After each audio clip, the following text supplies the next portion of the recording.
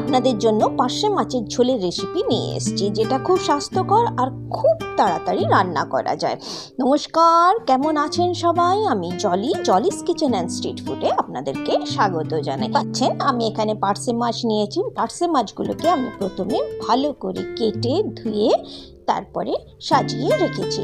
এরপরে আমি উপর থেকে 1 চামচ হলুদের গুঁড়ো দিয়ে দিচ্ছি, তার সাথে 1 চামচ আমি নুন দিয়ে দিচ্ছি। দেওয়ার পরে আমি সব কিছু খুব ভালোভাবে মাছের সাথে মিশিয়ে নিচ্ছি। মিশিয়ে নেবার পরে এটাকে আমি সাইডে রেখে দেব। চলুন শুরু করি রান্নাটা। আমি গ্যাস অন করে কড়াই বসিয়ে দিয়েছি। কড়াইয়ের মধ্যে আমি সর্ষের তেল দিয়ে দিয়েছি। এটা যখন খুব গরম হয়ে গেছে, ধোঁয়া উঠতে শুরু করেছে, তখন আমি এক এক করে মাছগুলোকে ছেড়ে দিচ্ছি।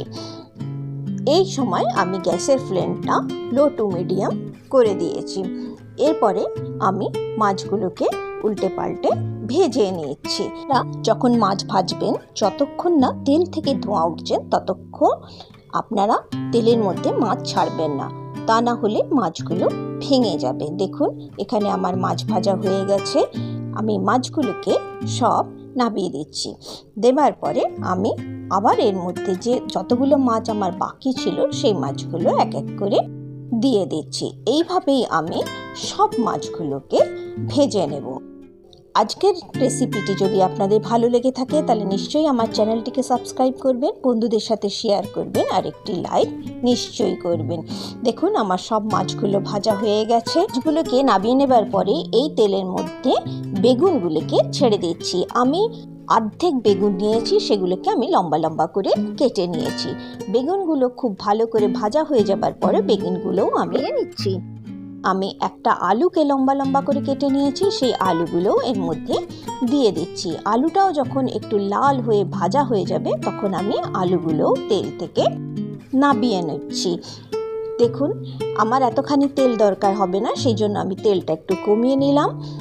এরপরে এই তেলের মধ্যেই আমি 1 চামচ কালো জিরে আর একটা লঙ্কা মাছ থেকে চিড়ে দিয়ে দিচ্ছি। এটা যতক্ষণ ভাজা ভাজা হচ্ছে তার মধ্যে একটা মশলা বানিয়ে নিই। একটা বাটি নিয়েছি, বাটির মধ্যে আমি 1 চামচ হলুদ গুঁড়ো দিয়েছি, 1 চামচ জিরে গুঁড়ো দিয়েছি আর 1 চামচ লঙ্কার গুঁড়ো দিয়েছি।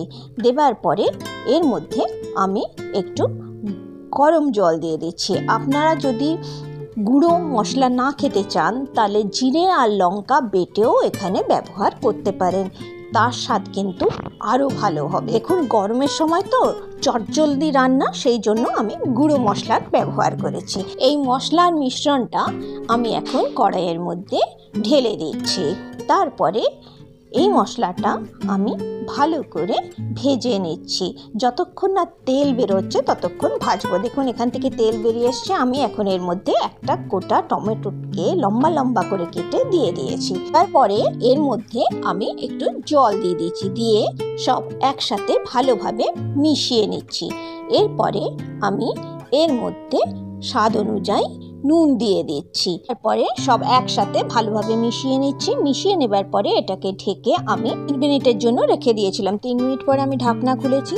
দেখুন টমেটোগুলো সেদ্ধ হয়ে গেছে, কিন্তু এখনও মশলাটা ভাজা হয়নি। এই সময় আমি এর মধ্যে ভাজা আলুগুলোকে দিয়ে দিচ্ছি।